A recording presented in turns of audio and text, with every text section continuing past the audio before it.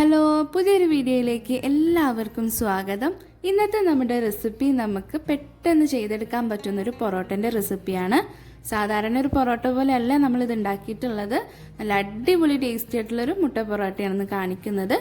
അപ്പോൾ വീഡിയോയിലേക്ക് കടക്കുന്നതിന് മുമ്പ് നിങ്ങൾക്ക് വീഡിയോ ഇഷ്ടപ്പെടുകയാണെങ്കിൽ ഒന്ന് ലൈക്ക് ചെയ്യണം.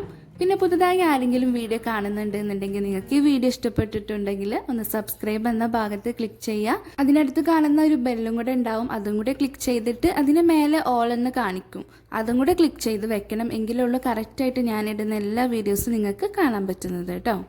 അപ്പോൾ നമുക്ക് പൊറോട്ട ഉണ്ടാക്കാൻ തുടങ്ങാം. അതിന് വേണ്ടിയിട്ട് നമുക്കൊരു ബൗൾ എടുത്തിട്ട് അതിലേക്ക് 1.5 കപ്പ് മൈദ ഇട്ട് കൊടുക്കാം.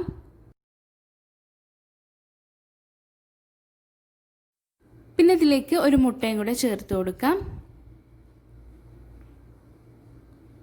ഇനി ഇതിലേക്ക് ആവശ്യത്തിനുള്ള ഉപ്പ് ഇട്ട് കൊടുക്കാം. അതോടൊപ്പം തന്നെ ഒരു 1/4 ടീസ്പൂൺ പഞ്ചസാരയും കൂടെ ഇട്ട് കൊടുക്കുന്നുണ്ട്, നല്ലൊരു ടേസ്റ്റിന് വേണ്ടിയിട്ടാണ്. ഇനി ഇതിലേക്ക് നമുക്ക് ഓയിൽ ഒഴിച്ചു കൊടുക്കാം. എന്നിട്ട് കൈ വെച്ചിട്ട് തന്നെ എല്ലാം അതൊന്ന് മിക്സ് ചെയ്തിട്ട് എടുക്കുകയാണ് വേണ്ടത്. ഇനി ഇതിലേക്ക് ആവശ്യത്തിനുള്ള വെള്ളം കൂടി ഒഴിച്ചു കൊടുത്തിട്ട് വേണം ഇത് നമുക്ക് കുഴച്ചെടുക്കാനായിട്ട്. ഞാനിവിടെ പച്ചവെള്ളം തന്നെയാണ് എടുക്കുന്നത്. അപ്പോൾ അത് കുറേശ്ശെ ഒഴിച്ചു കൊടുത്തിട്ട് ഇത് നമുക്ക് നല്ലപോലെ ഒന്ന് കുഴച്ചെടുക്കാം. ഒരു 2-3 മിനിറ്റ് നമുക്ക് നല്ലത് കുഴച്ചെടുക്കണം കേട്ടോ, എങ്കിലുള്ള നല്ലത് സോഫ്റ്റ് ആയിട്ട് കിട്ടുന്നത്. ഇനി ഇതിലേക്ക് കുറച്ചും കൂടി ഓയിലൊന്ന് ഒഴിച്ചു കൊടുക്കുന്നുണ്ട്. എന്നിട്ട് വീണ്ടും ഇതൊന്ന് നല്ലൊന്ന് കുഴച്ചെടുക്കാം. ഇനി മാവിൻ്റെ മേലെ കുറച്ചും കൂടെ ഓയിലൊന്ന് ഇതുപോലെ ഒന്ന് തടവി കൊടുക്കുന്നുണ്ട്. നമ്മളിത് അരമണിക്കൂർ കഴിഞ്ഞിട്ടാണ് ഇത് പരത്തി ചുട്ടെടുക്കുന്നത് കേട്ടോ. അപ്പോൾ അതിൻ്റെ മേലെ ഡ്രൈ ആയി പോവാതിരിക്കാൻ വേണ്ടിയിട്ടാണ് ഓയിൽ ഇതുപോലെ ഒന്ന് തടവി കൊടുക്കുന്നത്. അതിനുശേഷം ഇതുപോലെ ഒന്ന് ബോളാക്കി കൊടുത്തിട്ട് നമുക്കിത് അരമണിക്കൂർ ഒന്ന് മാറ്റി വെക്കാം. നല്ല സോഫ്റ്റ് ആവുന്നത് വരെ നമുക്കിത് കുഴച്ചെടുക്കേണ്ട ആവശ്യമുണ്ട് കേട്ടോ, എങ്കിലുള്ളൂ നമുക്കിതുപോലെ ആയിട്ട് കിട്ടുന്നത് മാവ്. ഒന്നെങ്കിൽ റാപ്പ് ചെയ്തിട്ടോ അല്ലെങ്കിൽ നമുക്ക് ഒരു അടുപ്പ് കൊണ്ട് അടച്ചു വെച്ചിട്ടോ ഇതൊന്ന് അരമണിക്കൂർ ഒന്ന് മാറ്റി വെക്കാം. ഇനി നമുക്ക് ഒരു പാൻ സ്റ്റൗവിൽ വെച്ചിട്ട് അതിലേക്ക് ആവശ്യത്തിനുള്ള ഓയിൽ ഒഴിച്ചു കൊടുക്കാം. ഞാനിവിടെ ഉപയോഗിക്കുന്ന വെജിറ്റബിൾ ഓയിലാണ് കേട്ടോ. അതിലേക്ക് നമുക്ക് ഒരു പകുതി ഉള്ളി ഇതുപോലെ ചെറുതായി അരിഞ്ഞ് വെച്ചത് ഇട്ട് കൊടുക്കുന്നുണ്ട്. എന്നിട്ട് അതൊന്ന് 1-2 മിനിറ്റ് ഒന്ന് വഴറ്റിയെടുത്താൽ മതി. അതിനുശേഷം ഉള്ളി നമുക്കിതുപോലെ സൈഡിലേക്കൊന്ന് മാറ്റി കൊടുക്കുക. എന്നിട്ട് അതിലേക്ക് നമുക്ക് ഒരു മുട്ട ഒന്ന് പൊട്ടിച്ചൊഴിക്കാം. മുട്ട പൊറോട്ടയല്ല, അപ്പോൾ നമുക്ക് ഇതിൻ്റെ ഫില്ലിങ് മുട്ട വെച്ചിട്ട് തന്നെ ചെയ്തെടുക്കേണ്ടതുണ്ട്. ആവശ്യത്തിനുള്ള ഉപ്പിട്ട് കൊടുക്കാം. അതോടൊപ്പം തന്നെ കുരുമുളക് പൊടി കുറച്ചിട്ട് കൊടുക്കുന്നുണ്ട്. എന്നിട്ടൊന്ന് ഇതുപോലെ ഒന്ന് മിക്സ് ചെയ്തിട്ട് എടുക്കാം. ഇനി ഇതിലേക്ക് ഒരു കിഴങ്ങ് ഇതുപോലെ നല്ല പുഴുങ്ങിയെടുത്തതാണ് കേട്ടോ, അതിട്ട് കൊടുക്കുന്നുണ്ട്. അതിട്ട് കൊടുത്തതിന് ശേഷം ഒന്ന് തവി വെച്ചിട്ട് നല്ലൊന്ന് ഉടച്ചു കൊടുക്കുക. ഇനി ഇത് അധികം വേവിക്കേണ്ട ആവശ്യമൊന്നുമില്ല. ഇനി ഇതിലേക്ക് ഉപ്പിൻ്റെ ആവശ്യം ഉണ്ടെന്നുണ്ടെങ്കിൽ ഒരു നുള്ളു ഉപ്പിട്ട് കൊടുക്കാം. അതിനുശേഷം കുറച്ചധികം മല്ലിയിലയും കൂടെ ഇതിലേക്ക് ഇട്ട് കൊടുക്കാം. അപ്പോൾ ഇത്രയേ ഉള്ളൂ, ഇതൊന്ന് ചൂടായി കിട്ടിയാൽ മാത്രം മതി. ഇനി നമുക്ക് തീ ഓഫ് ചെയ്തിട്ട് ഇതൊരു ബൗളിലേക്ക് മാറ്റാം. 1 മണിക്കൂറായിട്ടുണ്ട്, നമുക്കിതൊന്ന് മാറ്റി കൊടുക്കാം. നമ്മുടെ മാവ് ഒന്നും കൂടി ഒന്ന് സോഫ്റ്റ് ആയിട്ട് ഇതുപോലെ ഒന്ന് പൊങ്ങി വന്നിട്ടുണ്ട്. ഇപ്പം നമ്മൾ ഇതുപോലെ കൈകൊണ്ട് തൊടുമ്പോൾ കണ്ടോ, നല്ല സോഫ്റ്റായ രീതിയിലാണ് നമ്മളെ മാവ് കിട്ടുന്നത്. സാധാരണ നമ്മൾ പൊറോട്ട ഉണ്ടാക്കുമ്പോഴൊക്കെ മാവ് ഇതുപോലെ റെസ്റ്റ് ചെയ്യാൻ വെക്കുകയാണെങ്കിൽ നല്ല സോഫ്റ്റായിട്ട് നമുക്ക് പൊറോട്ട ചുട്ടെടുക്കാം. ഇനി കൗണ്ടർ ടോപ്പിലോ അല്ലെങ്കിൽ നമ്മൾ ചപ്പാത്തിയൊക്കെ പരത്തുന്ന പലകയിലോ നമുക്ക് ഈ ഒരു മാവ് വെച്ച് കൊടുത്തിട്ട് ഇത് നമുക്ക് ഒരു 6-7 ബോളാക്കി മാറ്റേണ്ടതുണ്ട്. ഇതുപോലെ കത്തി കൊണ്ട് ഇങ്ങനെ കട്ട് ചെയ്തെടുത്താൽ മതിയാവും. അപ്പോൾ ഓരോന്നും എടുത്തിട്ട് നമുക്ക് ഇതുപോലെ ഒന്ന് ഉരുട്ടിയിട്ട് ജസ്റ്റ് ഒന്ന് പരത്തിയിട്ട് പൊടിയിലേക്ക് വെച്ച് കൊടുക്കാം. അപ്പോൾ എല്ലാം ഇതുപോലെ ചെയ്തെടുക്കാം.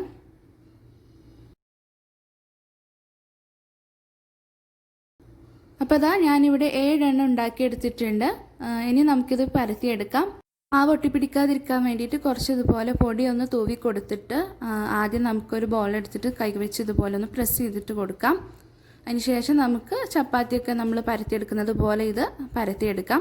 കറക്റ്റ് ഒരു ഷേപ്പ് ആവുമെന്ന് വേണ്ട കേട്ടോ, കാരണം നമ്മളിത് മടക്കി എടുത്തിട്ട് ഇത് കട്ട് ചെയ്തെടുക്കുന്നതാണ്. അതിനുശേഷം അതിലേക്ക് നമുക്ക് ഒരു സ്പൂണ് നമ്മൾ നേരത്തെ ഉണ്ടാക്കിയിട്ടുള്ള ഒരു ഫില്ലിങ് വെച്ച് കൊടുക്കാം. ഇതിലേക്ക് ഞാൻ ക്രീം ചീസും കൂടെ ആഡ് ചെയ്യുന്നുണ്ട്. നല്ലൊരു ടേസ്റ്റിന് വേണ്ടി ഇത് ചേർത്ത് കൊടുക്കുന്നത് നല്ലതാണ്. ഇനി ക്രീം ചീസ് നമുക്ക് വീട്ടിൽ തന്നെ ഉണ്ടാക്കിയെടുക്കാം കേട്ടോ.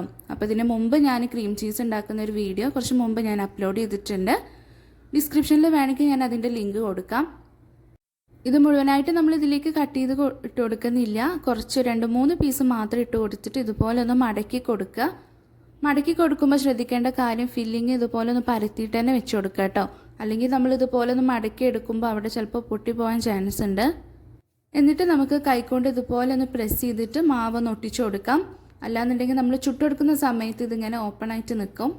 അപ്പോൾ എല്ലാവരും ഇതുപോലെ നല്ല ഒട്ടിച്ച് തന്നെ കൊടുക്കാം. ഒരു കത്തി കൊണ്ട് ഇതുപോലെ ഒന്ന് കട്ട് ചെയ്തെടുത്താൽ മതി. അപ്പം നമുക്ക് കറക്റ്റ് നല്ലൊരു ഷേപ്പിൽ കിട്ടിക്കോളും. ബാക്കിയുള്ള മാവ് ഇതുപോലെ പതുക്കെ എടുക്കാം. ഇനി നമുക്കിത് പതുക്കെ എടുത്തിട്ട് ചൂടായ പാനിലേക്ക് ഇട്ടിട്ട് ചുട്ടെടുക്കാം. അപ്പോൾ പാന് ഞാനിവിടെ ചൂടാക്കാൻ വെച്ചിട്ടുണ്ട്. നല്ല ചൂടായിട്ടുണ്ട്. അതിലേക്ക് നമുക്ക് പതുക്കെ ഒന്ന് വെച്ച് കൊടുത്തിട്ട് കൈ വെച്ച് ഇതുപോലെ ഒന്ന് പരത്തി കൊടുക്കാം. അതിനുശേഷം കുറച്ച് അധികം സമയമൊന്നും പിടിക്കേണ്ട. പെട്ടെന്ന് തന്നെ നമ്മളിത് തിരിച്ചു മറിച്ചിട്ട് ചുട്ടെടുക്കേണ്ടതുണ്ട്.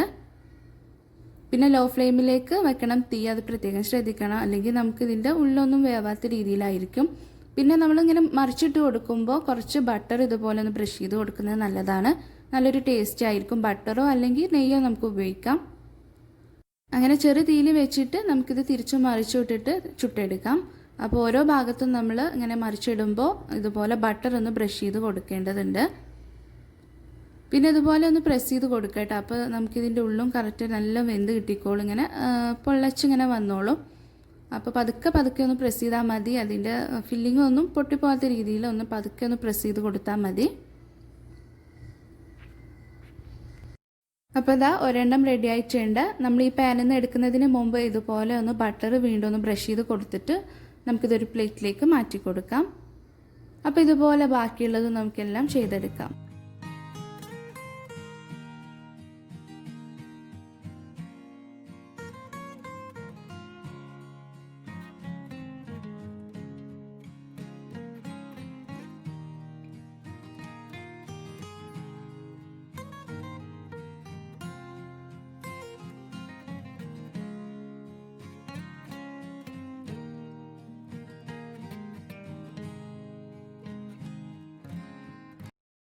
മുട്ട പൊറോട്ട റെഡിയാക്കി എടുത്തിട്ടുണ്ട്. ഇത് ഞാനൊരു പ്ലേറ്റിലേക്ക് മാറ്റി കൊടുക്കുകയാണ്. നല്ല അടിപൊളിയായിട്ട് എല്ലാം ചുട്ടെടുത്തിട്ടുണ്ട്. മാവ് നല്ല സോഫ്റ്റാക്കി എടുത്ത് നമ്മളിത് ചുട്ടെടുക്കുമ്പോൾ ഇതുപോലെ നല്ല സോഫ്റ്റായിട്ടുള്ള പൊറോട്ട നമുക്ക് കിട്ടുന്നതായിരിക്കും. പൊറോട്ട നല്ല ചൂടുണ്ടെന്നുണ്ടെങ്കിൽ അല്പം ബട്ടർ ഇതുപോലെ ഒന്ന് ബ്രഷ് ചെയ്ത് കൊടുക്കുന്നുണ്ട്.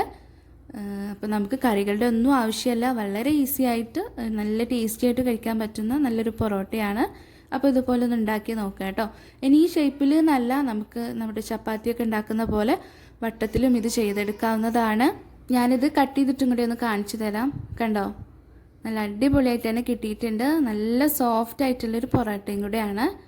അപ്പോൾ ഇതുപോലെ ഒന്ന് ഉണ്ടാക്കി നോക്കുകയാണെങ്കിൽ നിങ്ങളുടെ ഫീഡ്ബാക്ക് ഒന്ന് അറിയിക്കുക. ഇൻഷാ അല്ലാഹ് വീണ്ടും നല്ലൊരു റെസിപ്പി ആയിട്ട് വീണ്ടും നമുക്ക് കാണാം. അതുവരേക്കും ബൈ.